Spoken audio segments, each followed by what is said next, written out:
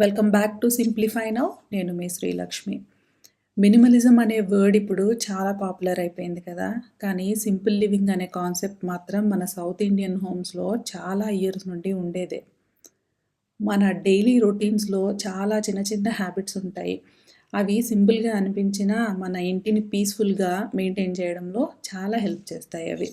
ఈ వీడియోలో నేను ఫాలో చేస్తున్న కొన్ని మినిమలిస్ట్ హ్యాబిట్స్‌ని షేర్ చేస్తాను. పర్ఫెక్ట్ లైఫ్ గురించి అయితే కాదు, డైలీ లైఫ్‌ని కొంచెం లైటర్‌గా మార్చుకునే చిన్న హ్యాబిట్స్ గురించనమాట. ఇల్లంతా సైలెంట్‌గా ఉన్నప్పుడు ఉదయాన్నే తిరువారాధన పూర్తి చేసుకోవడము, అందరూ నిద్ర లేచొచ్చి కూర్చున్న తర్వాత అక్కడక్కడ పడి ఉన్న చిన్న చిన్న టాయ్స్ ఏమన్నా ఉంటాయి గదా! ఇంట్లో కిడ్స్ ఉంటే, లేదంటే ఆ పనైతే ఉండదు. అవన్నీ కూడా ఒకసారిగా సర్దేసుకుంటాము. నైట్ పడుకునే ముందే రీసెట్ చేసుకుంటాము. అయినా గూడా హాలిడేస్ కదా! పడుకునే ముందు మళ్ళీ ఏదో ఒక బాల్‌తో ఆడడమో, బ్యాట్‌తో ఆడడమో, టాయ్‌తో ఆడడాలైతే ఉంటాయి.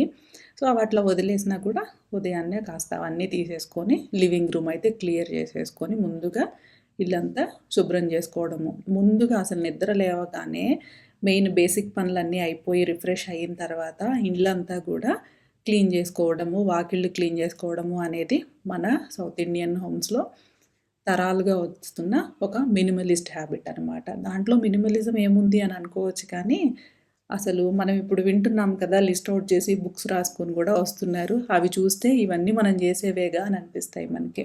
సో, ముందుగా ఇల్లంతా గూడా శుభ్రం చేసేసుకోవడము.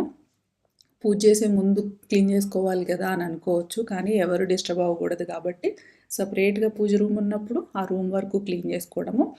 తర్వాత ఇల్లంతా కూడా క్లీన్ చేసుకోవడము. ఫైన్. ఇంకా నేచురల్ లైట్ కోసము, గాలి కోసము విండోస్, డోర్స్ ఓపెన్ చేసి పెట్టుకోవడము అనేది మనకి తరాలుగా వస్తున్న హ్యాబిట్ అనమాట. ఇంట్లో లైట్స్, ఫ్యాన్స్ మీద డిపెండ్ అవ్వకుండా ఎస్పెషల్లీ మార్నింగ్ టైమ్స్‌లో విండోస్, కర్టెన్స్ ఓపెన్ చేసుకోవడము, డోర్స్ ఓపెన్ చేసుకోవడము, ఆ ఫ్రెష్ ఎయిర్, ఫ్రెష్ లైటింగ్ అనేది ఇంట్లోకి వచ్చేలాగా చూసుకోవడం అనే దాన్ని ఒక పాజిటివ్ ఎనర్జీగా కూడా మనము ట్రీట్ చేస్తాము. అలాగే ఫుట్‌వేర్ ఇంటి లోపలికి చెప్పులు తీసుకురావకుండా బయటనే ఒక పర్టిక్యులర్ ప్లేస్ అనేది పెట్టుకొని ఒక షూ ర్యాక్ అయినా కానీ అక్కడ నీట్‌గా సర్దుకోవడం అనేది మన సౌత్ ఇండియన్ హోమ్స్‌లో ఉన్న ముఖ్యమైన అలవాటు. ఇప్పుడు కాళ్ళు నొప్పుల వల్ల రకరకాల ప్రాబ్లమ్స్ వలన ఇంట్లోకి చెప్పులు వాడుతున్నారు. అవి ఎంతవరకో అంతవరకే యూజ్ చేసుకుంటారు కాబట్టి అది ఇష్యూ కాదు. అలాగే బాటిల్స్ అన్నీ కూడా రీఫిల్ చేసి పెట్టుకోవడము. మాక్సిమం వచ్చేసి ప్లాస్టిక్ కన్నా కూడా స్టీల్ బాటిల్స్, స్టీల్ కంటైనర్స్‌నే యూజ్ చేసుకోవడం అనమాట. రెగ్యులర్‌గా మనము వాటర్ కన్జ్యూమ్ చేసే బాటిల్స్, ప్లాస్టిక్స్ కన్నా కూడా స్టీల్ పెట్టుకోవడము. అలాగే ఇడ్లీ పిండి, దోసల పిండి పెట్టుకునే కంటైనర్సు ప్లాస్టిక్ వాటికన్నా కూడా స్టీల్ పెట్టుకోవడం అనేది హెల్తీ ఆప్షను. అలాగే ఆ డ్యూరబిలిటీ కూడా ఉంటాయి కదా! స్టీల్ వాటికొచ్చేసి. సో, అలా.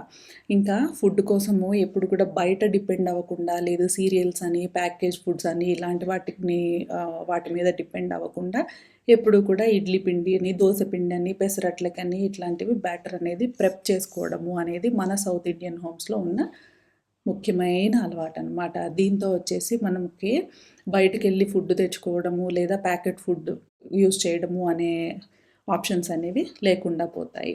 అలాగే క్యాస్ట్ ఐరన్, దోస, తవా ఇదేంటంటే జనరేషన్స్‌కి పాస్ డౌన్ అవుతూ ఉంటది.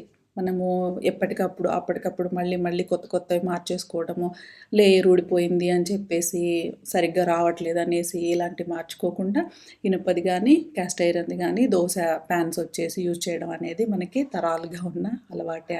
Cut pieces, old cloth cut pieces అనమాట. వేస్టేజ్ అనేది తగ్గుతూ ఉంటుంది. ఒకటి మనకి క్లీనింగ్ కోసం బయట నుండి మనము పేపర్స్ తెచ్చుకోవాల్సిన అవసరము ఉండదు. అలాగే కిచెన్ నాప్కిన్స్ అని ప్రత్యేకంగా తెచ్చుకోవాల్సిన అవసరం ఉండదు. అలాగే మనవి అయిపోయిన క్లోత్స్ మనకి వద్దు అని తీసేసిన వాటిని జస్ట్ అలా వేస్ట్ చేసినది కూడా అవ్వదు. సో, మనం వాటిని కట్ చేసుకొని ఇట్లా యూజ్ చేసుకోవడం అనేది ఇప్పుడు కొత్తగా పెట్టుకున్న అలవాటు కాదు. మొదటి నుండి ఉన్న అలవాటే. సో, దోస పాన్ వచ్చేసి రెగ్యులర్‌గా వాష్ చేసేస్తే మళ్ళీ దోసలు రావు కదా! అందుకని వేడెక్కిన తర్వాత కొంచెం ఆయిల్ వేసి ఒక వెట్ క్లాత్‌తో తుడిచేసి అప్పుడు దోసలు వేయడం అయితే స్టార్ట్ చేస్తాము. ఇంకా నేనైతే ఇక్కడ బూస్ట్ కలుపుతున్నాను మా పాపకి. ఇక్కడ బాటిల్ ఎందుకు చూపించాను అనంటే, ఇవి పెట్టుకోవడం కోసము రకరకాల ఎస్థెటిక్ లుక్‌లో ఉన్న లుక్ కోసం అనేసి బాటిల్స్ కొనుక్కోకుండా మనకి ఉన్న అలవాటు అండ్ హ్యాపీ అలవాటు కూడా అనమాట. బూస్ట్‌వి, బోర్న్‌విటావి, హార్లిక్స్ బాటిల్స్, కాఫీ బాటిల్స్ ఇలాంటివన్నీ కూడా ఫుడ్ స్టాక్ చేసుకోవడం కోసము రీయూజ్ చేసుకునేవాళ్ళము. అలా రీపర్పస్ చేసుకోవడంలో ఉన్న సాటిస్ఫాక్షన్ చాలా ఉంటది. ఇప్పటికీ కూడా మనం ఫాలో అయ్యేవే కదా! హనీ బాటిల్స్, ఇలా కాఫీ బాటిల్స్ ఇవన్నీ కూడా రీపర్పస్ చేసుకుంటూ ఉంటాము. అలాగే కప్స్. ఇప్పుడు రకరకాల మగ్స్, డిజైనర్ వేర్ వచ్చాయి గానీ, మొదటి నుండి ఉన్న అలవాటొచ్చేసి ఒక మంచి స్ట్రాంగ్ స్టీల్ టంబ్లర్. దానిలోనే కాఫీ, దానిలోనే టీ, దానిలోనే పిల్లలకి పాలు ఎవరిది వాళ్ళకున్నా అదే రీయూజ్ చేసినా కూడా వేరే వేరే వాళ్ళకి అది వేరే విషయము. బట్ స్టీల్ అనేది మనకి ఎప్పుడూ ఉన్న అలవాటనమాట. స్టీల్ యూజ్ చేయడము, steel glass, steel tumblers use చేయడం అనేది మన సౌత్ ఇండియన్ హోమ్స్‌లో ఉన్న అలవాటు. కుకింగ్ అయిపోయిన తర్వాత ఇది బ్రేక్‌ఫాస్ట్ అయినా సరే, అయిపోయిన తర్వాత ఒక్కసారిగా అక్కడ ఉన్నవన్నీ ఆయిల్ బాటిల్ కానివ్వండి, మిల్క్ పాట్ కానివ్వండి, పాలు తోడుపెట్టాలంటే తోడుపెట్టుకోవడం కానివ్వండి, ఇలాంటివన్నీ చేసేసి ఒక చిన్న వైప్ అనేది చేసుకోవడము. స్టవ్ దగ్గర అంతా కూడా. దాంతో ఏమవుతుందంటే మొత్తం ఆ ఏరియా అంతా రిఫ్రెషింగ్‌గా ఉంటది. లంచ్ ప్రిపరేషన్‌కి గానీ, నెక్స్ట్ ఇంకేదన్నా ప్రిపరేషన్ చేసుకోవడానికి ఎళ్ళినప్పుడు మనకి చాలా వెల్కమింగ్‌గా గూడా ఉంటుందనమాట. వంట చేసే ఇంట్రెస్ట్ అనేది కూడా బాగా వస్తుంది. ఇక్కడికి బ్రేక్‌ఫాస్ట్ సెక్షన్ పూర్తయిపోయింది కదా! నేనైతే డిష్ వాషర్‌లో ఉన్నవి ఒక్కొక్కటిగా తీసుకొచ్చుకొని ఇక్కడ వాడుకుంటూ ఉంటాను. ఈ టిఫిన్ సెక్షన్ అనేది అయిపోయిన తర్వాత ఇక మిగిలినవన్నీ తీసుకెళ్ళి ఎక్కడివక్కడ సర్దుకుంటాననమాట.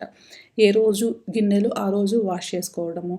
నైట్ అవ్వలేదు అన్నా కూడా ఒక టబ్‌లోనో ఏమన్నా పెట్టేసి బయట పెట్టేసి నెక్స్ట్ డే మార్నింగ్ అయినా కూడా వాష్ చేసుకోవడం అనేది రెగ్యులర్‌గా మన ఇళ్లల్లో ఉన్న అలవాటు.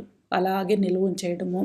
చాలా గిన్నెలు పెట్టేసుకొని, ఇవన్నీ అక్కడున్నా గూడా మళ్ళీ వేరేవి తీసుకొని వాడుకొని, ఇలాంటి అలవాట్లయితే మన పేరెంట్స్, గ్రాండ్ పేరెంట్స్ చేసుండేవాళ్ళు కానే కాదు. వాటినే వాష్ చేసుకొని రీయూజ్ చేసుకోవడము రెగ్యులర్‌గా జరిగే ప్రాసెస్ అనమాట అది. దాన్నే మనం ఇప్పుడేమంటున్నాము క్లీన్ యాజ్ యూ గో అంటున్నాము. క్లీన్ యాజ్ యూ కుక్ అంటున్నాము. వాష్ చేసిన తర్వాత సన్ డ్రై చేసుకొని తీసుకొచ్చి ఆర్గనైజ్ చేసుకోవడం అని ఇట్లా మనం ఇప్పుడు కొత్తగా నేర్చుకుంటున్నాం కానీ మన పేరెంట్స్ చక్కగా ఫాలో అయిందేననమాట మన గ్రాండ్ మదర్స్ అంతా కూడాను. సో ప్లేట్స్ ఇవన్నీ కూడా టిఫిన్‌లకి వాడుకున్నవి వాడుకోగా మిగిలినవన్నీ తీసుకొచ్చి లోపల పెట్టేసుకుంటాను నేనైతేను. ఇంకా కొన్ని ఇవి డిష్ వాషర్‌లో ఉండేటప్పుడు కుక్కర్ హ్యాండిల్స్ దగ్గర వెనక వైపు కొంచెం వెట్‌గా ఉంటది. అవి ఆరడానికి కాస్త అలాగే ఉంచేస్తాననమాట. తర్వాత రైస్ అవి గూడా ప్రిపేర్ జేసుకోవాలి కదా! లంచ్ కోసము. సో, డిష్ వాషర్‌లో వాటిని అలాగే ఉంచేసుకుంటాను నేను. సో, ఇట్లా అయితే ఒక చిన్న రిఫ్రెష్ అయితే అయిపోతుంది. ఈ లోపల వాషింగ్ మెషిన్ రెడీ అయిపోయింది. బట్టలు ఆరేసుకోవడము. సన్ డ్రై చేసుకోవడము అనేది అసలు మన ఇండియన్ హ్యాబిట్. మన ఇండియాలో ఎండకి కరువే లేదనమాట. మనకి డ్రైయర్స్ అవసరమే లేదు. కానీ ఇప్పుడొచ్చే కొన్ని ప్రీమియం హౌసెస్‌లో గేటెడ్ కమ్యూనిటీ అపార్ట్మెంట్స్‌లో ఏంటంటే బయట నుండి వెలుతురు రావడానికి, లేదు ఎండ పడడానికి ఆస్కారం ఉండట్లా. రెండోదొచ్చేసి ఈ బాల్కనీల్లో బట్టలారేస్తే బిల్డింగ్ లుక్ పోతుంది అని చెప్పేసి కొన్ని రిస్ట్రిక్షన్స్ కూడా ఉంటున్నాయి గదా! దానివల్ల డ్రైయర్స్ కొనుక్కోవాల్సొస్తుంది. ఆ డ్రైయర్స్‌లో ఆరబెట్టుకోవడము. మాక్సిమం బట్టల్ని ఎప్పుడు కూడా సన్ డ్రై చేసుకోవడం వలన మనకి ఎనర్జీ సేవ్ అవుతుంది. ఎనర్జీ అనంటే డ్రైయర్స్ యూజ్ చేసే ఎనర్జీ గురించి చెప్పుకోవడము. ఎనర్జీ సేవ్ అవుతుంది. ప్లస్ బట్టలు కూడా హైజినిక్‌గా ఉంటాయన్నమాట. డైరెక్ట్ సన్‌లైట్‌లో వేసినప్పుడు ఆరిన వెంటనే తీసుకొచ్చి లోపల పెట్టుకోవడం మంచిది. ఫేడ్ అవ్వకుండా ఉంటాయి. లేదు ఇట్లా యుటిలిటీలోనో, బాల్కనీస్‌లోనో వేసుకున్నప్పుడు నో ప్రాబ్లమ్. సో, నేనైతే బట్టలు ఇలా ఆరేసుకుంటాను. కొన్నైతే జారి పడిపోతూ ఉంటాయి గదా! గాలికి అందుకని క్లిప్స్ అయితే పెట్టుకుంటూ ఉంటాను. మనల్ని మనం ఎంత బాగా రెడీ అయిపోయి మన ఇంటిని ఎంత బాగా చూసుకుంటామో అంతకు 10 రెట్లు మనము మన తులసమ్మని చూసుకోవడం అనేది మన సౌత్ ఇండియన్ హోమ్స్‌లో ఉన్న అలవాటు. ఎండిపోయిన ఆకులు, ఎండిపోయిన పుల్లలు, పండిపోయిన ఆకులు, కంకులు ఇవన్నీ తీసేసి ఎప్పటికప్పుడు సేఫ్‌గార్డ్ చేసుకుంటూ ఉంటామనమాట. మనకి పెరడుంటే పెరడు, కోటుంటే కోట, లేదు చిన్న యుటిలిటీ ఉంటేనే అలాగా అక్కడైనా గానీ పెట్టుకొని ఎప్పుడు తులసిని కేర్ చేసుకోవడం అనేది మనకున్న అలవాటు. అలాగే డ్యూరబుల్ యుటెన్సిల్స్, డ్యూరబుల్ కుక్‌వేర్ అనేది మనకి తరాలుగా వస్తున్న అలవాటు. ఎంత స్ట్రాంగ్‌గా ఉంటాయి. మన ఇనుప కడాయిలు తరాలకొస్తూ ఉంటాయి కదా మనకి. అండ్ అందులో కుక్ చేస్తే ఆ టేస్టే బావుంటుంది. అలాగే అవి చాలా హెల్తీ కూడా అనమాట. ఎప్పటికప్పుడు కుక్‌వేర్ మార్చేయడము.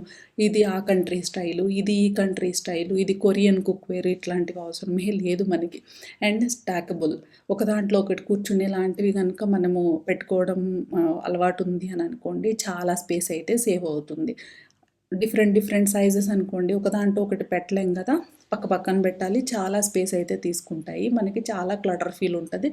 విసుగ్గా గూడా అనిపిస్తది. సో, ఇది కూడా మనకి ఎప్పటినుండో ఉన్న అలవాటే అనమాట. ఒక దాంట్లో ఒకటి పెట్టేసి లోపల పెట్టేసుకోవడం. ప్రతి వస్తువుకి ఒక ఫిక్స్‌డ్ ప్లేస్ మనం ఎప్పుడూ చెప్పుకునేదే. ఇప్పుడు దోస పాన్ కావచ్చు, కుక్‌వేర్ కావచ్చు, కుక్కర్లు కావచ్చు, రైస్ కావచ్చు, ఏది ఎక్కడ ఉంది అనేది ఒక పర్టిక్యులర్ ప్లేస్ ఉంటే ఆ ప్లేస్‌లో పెట్టుకోవడం కూడా మనకున్న అలవాటు. అలాగే ఇంట్లో ఉన్న టూల్స్‌ని బాగా చూసుకోవడము. అంటే మెయింటైన్ చేయడం అనమాట.